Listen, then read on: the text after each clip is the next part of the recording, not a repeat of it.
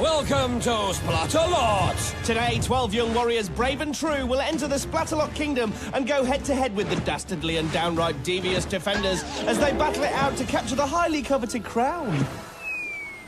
Will the attackers overthrow the kingdom and seize that very crown? Or will the defenders succeed in protecting the castle? One thing's for sure, the attackers will tumble, they will tilt, they will teeter, and they will go... Splat! All right, we're Dick and Dom. And if you like arranging flowers whilst listening to marching bands, then I'm afraid you've come to the wrong place. Oh. But if you do like high energy, seat of your pants, Splatfest with a twist of medieval mayhem, Yes. this is a show for you, my friend. Show me more. Okay, all 12 attackers attempt the moat challenge, but only the 6 fastest move onto the stockade. There, they have to grab one of only 4 flags in order to make it to the final. Plus, the defenders will be slowing down anyone with eyes on that crown. Love it. Show me even more. Okay, here's some even more. Here are the obstacles in today's moat challenge. The attackers begin with the mind and body-boggling battle balls. Then it's up the slippery slope and across the terrifying rolling mace. Whilst fending off paintballs from the Splatzuka. The impossible incline then leads onto the beastly battle axes. And if the attackers survive that, they move onto the rope bridge of disaster. This time accompanied by a cold shower from the water cannon. Then a final leap onto the heinous helper will bounce them over the finish line. Seen enough? Not quite. Bring on the defenders. So, who has the honour of defending the moat and keeping the kingdom safe? He may be a tiny terror, but Tinkor thinks big when it comes to mischief making. This one doesn't really do any thinking. Scab! And finally... I am Thorn. Yes, I don't really want to know what he's thinking. Prepare to be amazed at our sheer power! Okay, now have you seen enough? Yes, thank you. Good, right. Let's get on with it. Here's round 1. So the defenders are on the course. Scab has the vaporize up. Thorn is on water cannon duty. Tinkor I love you. is in a world of his own. I want a purple puppy so bad! And our first attacker, Erik, kicks off with another unique battle cry. Ruff, ruff! You look like a puppy! Oh, and the taunting begins straight away. Good aim there, buddy!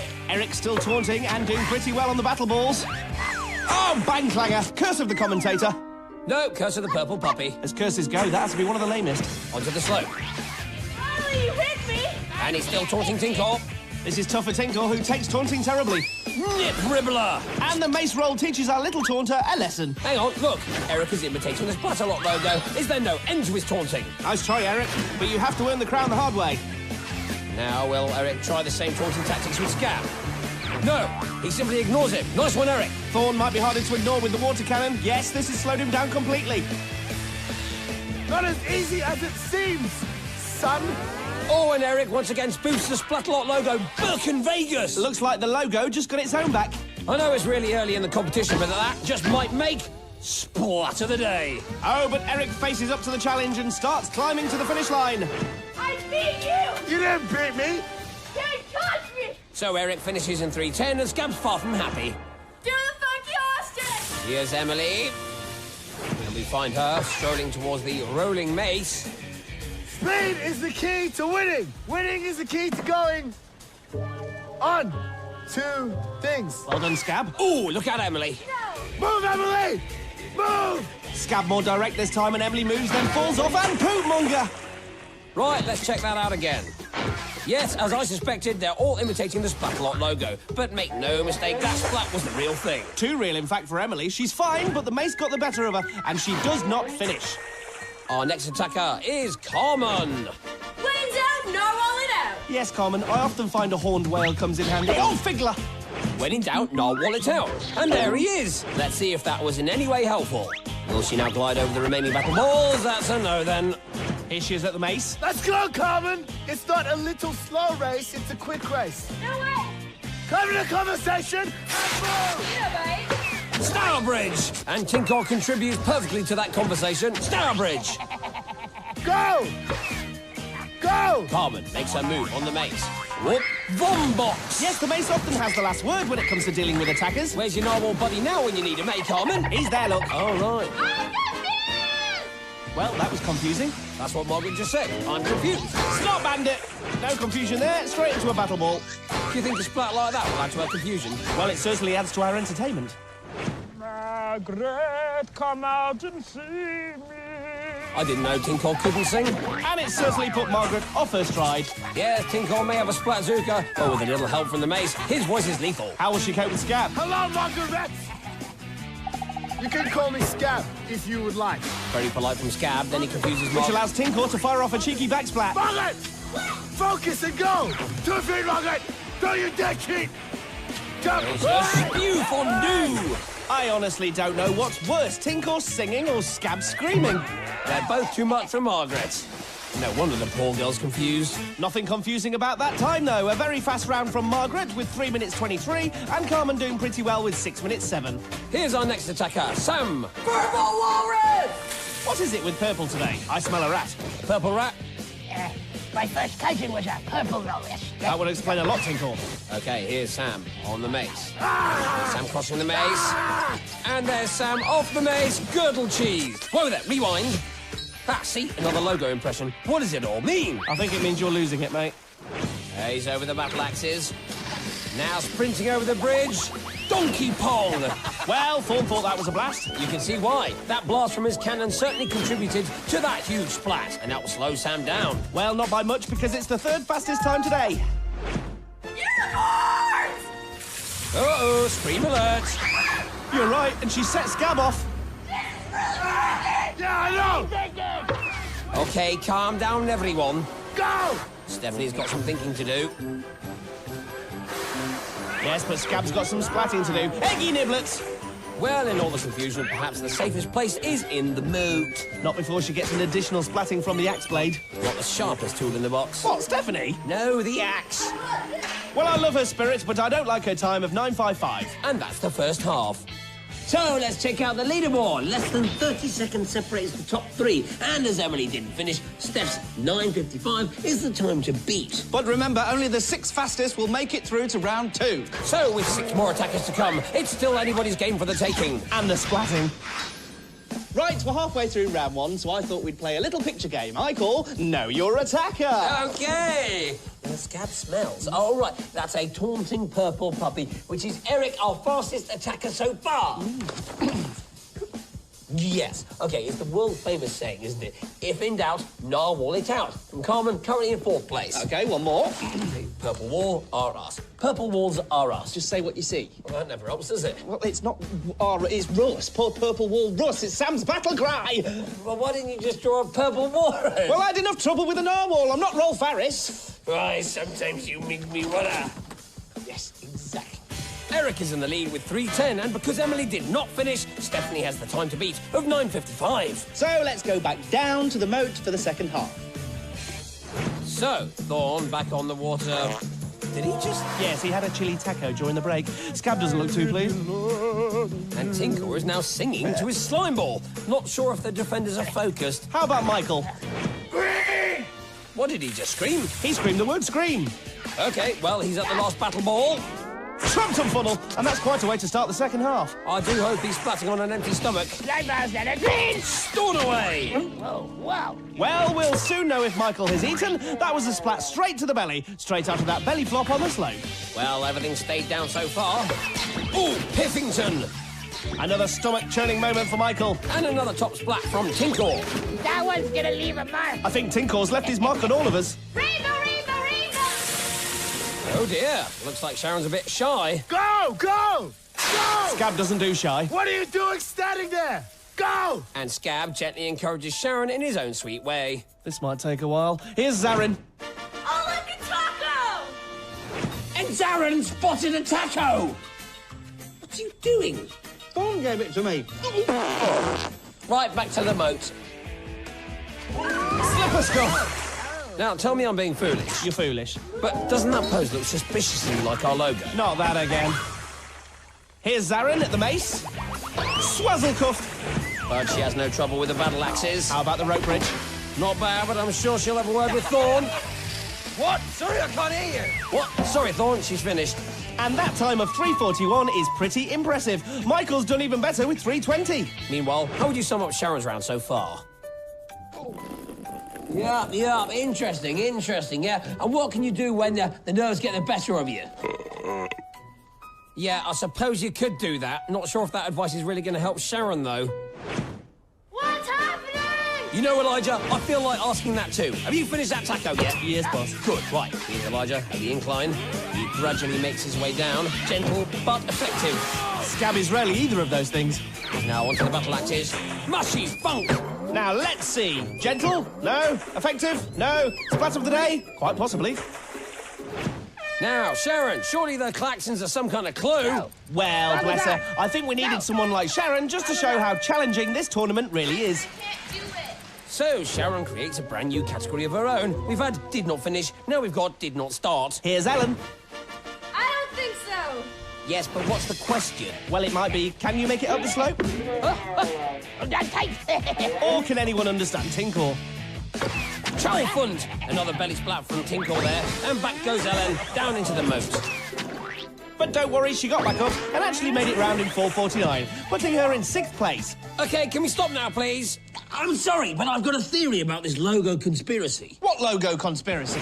Well, it all started with cheeky Erik when he jumped off the rolling mace. See, right there. And then a pattern started to form. Zaryn struck her pose right at the start, which led to quite a splat at the battle balls. But Erik left his impression right until the end, coming face to face with the logo itself. And finally, Sam had a go. I reckon they're auditioning to be the next Splatalot mascot. Lovely. Can we continue? Here's final attacker, Marcus. Quick, like a bunny. And Marcus takes Tinkle's advice and hops like a bunny right over the mace. One thing I don't like about you is your war cry. What's your war cry again? Hey, attacker! Ah! That's how it's done! No, Nibbler! Incredible tactics from Scab there. He has a scream-off with Marcus, who valiantly joins in. But clever Scab basically shouts him into the moat. Marcus now takes on the bridge and Thorn's water cannon. Drivel Swallower! Well, he got halfway, but that bridge doesn't do things by halves. What a drivel swallower. Now that's what you get for being too cocky. All right, Thorn, but Marcus makes it in the fastest time of the day. Wow, what a way to end round one. Marcus leaves the best till last. So let's see who's through to round 2. It's Marcus, Erik, Margaret, Zaryn, Sam and Michael. Which means we say farewell to Narwhally, Carmen, and who can forget shy Sharon. Don't start. Precisely, that was a problem. Anyway, back to round 2, which is the stockade. You know, this must be the only show that rewards successful competitors by throwing them into jail. Ah! But don't worry, they all get a chance to escape.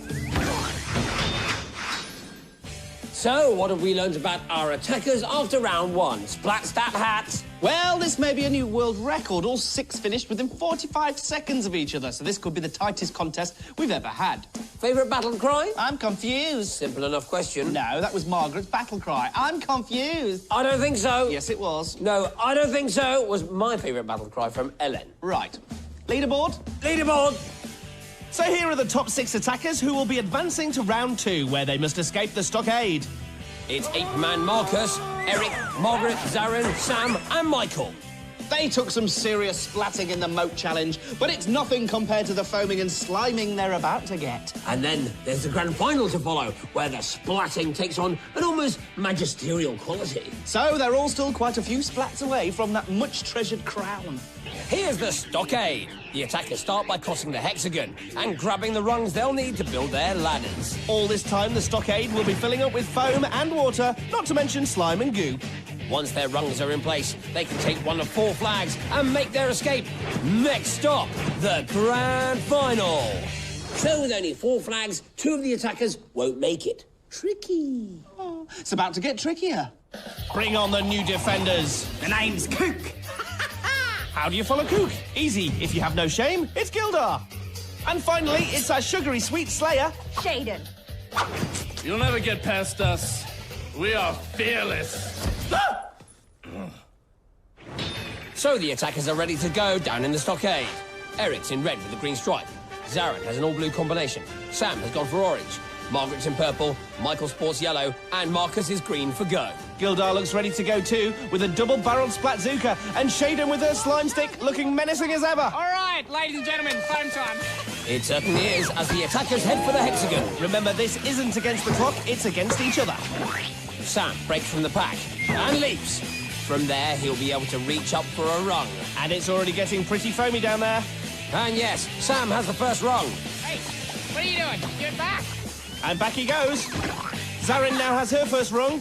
These attackers aren't just evenly matched, they're quick too. Sam and now Zaryn already have their first rungs in the ladders. Where are the defenders? Footy mouth! Now here's Marcus, who will demonstrate how to get splattered in 4 easy moves. 1, you leap. 2, you land on the slippy platform.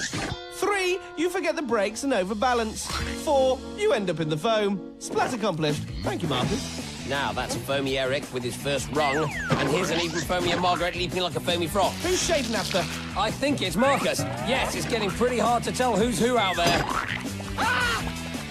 It's the abominable snowman! It's the abominable snowman! Oh my God, Gilda! Stop Their it! attacker's coming in foam! Their own attacker's coming in your foam! My mistake. I'm sorry. Well, Coop just keeps getting kookier, and Gilda, as always, acting abominably. Busty! Well, that was pretty abominable too. Zaryn gets up close and personal with the mini hexagon. Extra foamy and extra splatty. Well, while Zaryn splats and stumbles, her main rival Sam has another rung. Again, where are the defenders? I don't know. Are we allowed to do the course with no shoes? Shoe for sale. You know what I always say, Gilda? What do you always say? Kid's got no soul without a shoe. I don't follow you. You know the soul The of a sole of a shoe. Yes, what about it? You don't have it? kook. Yeah. Yeah, it's just Good loud. defending, everyone. Yeah, yeah. Good defending. Well, that was pretty painful all around. Not for the attackers. Once again, the defenders get distracted in their own little world and forget about defending. Yes, the attackers certainly won't mind. It leaves them free to keep leaping to their heart's content. That's a pretty nice landing from Erik. Are we all watching this? Is everyone watching? I hope you're watching. Shamley! Finally some defending. Now Erik was our chief taunter in round 1, but Gilda has found a way to silence him. Ooh, and unbalance him. Right back to the hexagon, and Sam, our front runner, is still in the lead. He grabs the first flag and sprints over to his ladder. Yes, Sam's the man. He's the first to escape the stockade, and the first to make it through to the final. And it looks like Marcus won't be too far behind. He has the second flag. That's just made life so much harder for the remaining attackers who still have ladders to finish. Squeezy beans! Shaden slimes Marcus. That will leave a nasty aftertaste, but it won't stop him completing the challenge. Now Erik gets his balance and claims the third flag. Which leaves 3 attackers fighting over the last remaining flag. Margaret leaps and splats. It's getting a bit frantic down there in the foam. And Erik climbs and makes it to the top. Confirmation that only one place in the final remains. That's Michael with his last rung. How will the defenders respond? Gilda, you're handsome. Gilda, you're gorgeous. I remember that. Gilda, you make my dreams come true. Right, so that's how they respond. They serenade each other and allow Michael to take the last flag. Yes, it's all too little too late from the defenders as Michael makes his way to the top. So we have our 4 finalists. Farewell to Zaryn and Margaret, and hello final for Erik, Michael, Sam and Marcus. Well, once again, another memorable stockade. Oh, yeah, that song was great. Gilda, you're amazing, Gilda. No! I was talking about our finalists, who will soon attempt to capture the crown. But to succeed, they'll have to cross the biggest obstacle course in the land. It will get splatty. So, what did round 2 teach us? Well, it would seem that very little defending gets done when Gilda and Kookaburra get together. Not so much arguing, just more fooling around, really. Yes, but that's why we love them. Well, I say love. What I actually mean is put up with. Actually, when I say put up with, what I actually mean is... Back to the attackers. Erik, Michael, Sam and Marcus have earned the right to take on all 6 defenders and each other in a bid to wear that Splatalot crown. Oh, hey, oh! And some breaking news coming in from the defenders' camp. Yes, it appears that after the nonsense in the stockade, Gilda has been put on the naughty step and Crockness will be taking his place. So that last-minute substitution just might make them a more balanced defensive unit. Here's something else that requires balance. The Capture the Crown course. The attackers start in the funky foam, Then it's over the slippy slides towards the Titanic teeter-totters. where the barrier of all barriers and the leaping lily pads await. And if all that wasn't enough, they still have to climb the water wall before seizing the crown. Back to the defenders. What's Coop thinking? Safety. First. So the defenders are taking this final seriously. Here are the attackers. Marcus in green, Sam in orange. Erik in red with a green stripe and Michael in yellow. Hey, and they're off, heading straight down into the funky foam. Welcome to Foam Town. Population U. Coop managing to be focused, foamy and funny. Try again, mate. Look out, Coop. The abominable snowman is back. Oh, no, it's just Erik. Tinkor, as always, looking happy in his work. Marcus heads for the slide. Trumpington! And slide he does. There he goes, slippier than a slippery eel and a kipper wearing slippers. Not a familiar saying. OK, onto the teeters. Clock hangers! And the first to totter is Erik. 3 splats for the price of 1. 1, 2, 3. Great value. Now, who's Thorn aiming at? Melton Mowbray, it's Marcus. Thorn gets him just above the knee. Marcus loses his balance, and down he goes. And then Tinkle vaporises him for good measure. Boom, boom! Scab splats Erik at the barrier. The defenders have really raised their game in the final. Flugglepaps! Now Michael has to plant both feet on the barrier. No sliding allowed. This is all looking good for the defenders. Oh, but Thorn won't thank Tinker for that. Rotherham! Great throw from Scab. Let's see that again. Wow! The paintball is actually wedged into Erik's visor. Scab rules! Oh, note to self, do not high-five Scab. Hey! Something tells me Erik's not quite finished. Hello, sweetheart. Oh, Uncle Squirty! Kook slimes Marcus and also calls him sweetheart. This game can be so cruel at times. Crueler than you think. Thorn splattered him too. It's a triple splat taunt sandwich. Teamwork! Teamwork indeed. The defenders are working as a unit. And the attackers are pinned down on the teeters. Oh, Erik seems to be struggling. He needs to find inspiration from somewhere. Will he make it this time? Oh no, wait. Something's inspired him. It's his four-legged friend. He's over the barrier, and he and his purple pal make it to the lily pads. Which automatically triggers the water wall. The final is hotting up. Erik losing his balance. Maybe Sam can catch him up. Wibble. No, he can't. Now, Splatalot rules require both elbows to make contact with the platform. Just like that. So Erik can now move onto the water wall. Ah! Scab's not happy and splats Erik under the armpits. This is getting personal. Oi, Scab, pick on someone your own size. Fortunately, neither of us are, so he can't pick on us. Here's Kook. Hampton! And Kook splats Marcus at close range with a giant paintball. Marcus Teeters then loses his balance. A possible splat of the day. Thank you! How about mistake of the day? Kook should be at the other end of the course trying to stop Erik. The other attackers are trying desperately to get over the barrier. But it's too late as Erik has made it to the top and claims the crown. Game over! We have a new king in town, and his name is Erik. Uh-oh. Hey, don't say things like that! What? I'm the king! Yes, he certainly is. Meditate, Scab. Scab needs to calm down and accept defeat. He lost, and Erik rules, quite literally. Oh, the blue ninja tries to calm Scab down. Good luck with that, Sharon. Wow! King Erik claims the crown and wins his own personal battle with Scab. Victory is splat. Don't you mean sweet? I never miss an opportunity to throw in a splat, especially when it's time for... Splat of the day! Yes, inevitably, Scab was involved, but this time with Stephanie on the battle axes. She lost her balance, then on the way down, she got to know those axes a little better. Her great splat, but we also loved her calm response straight after. Yeah, she's got that. And now she's also got splat of the day. But here's the guy who got so much more. Here's Erik's journey to the crown. In round one, he famously auditioned as the Splatalot mascot. After taunting Scab, he escaped the stockade, then slipped, teetered, tottered, splatted, and climbed his way to victory. A true Splatalot champion. We'll have plenty more splats for you very soon. But for now, we'll leave you with the flag-raising ceremony and our new ruler. Take it away, King Erik. I'm the king of the castle! Till next time, keep splatting!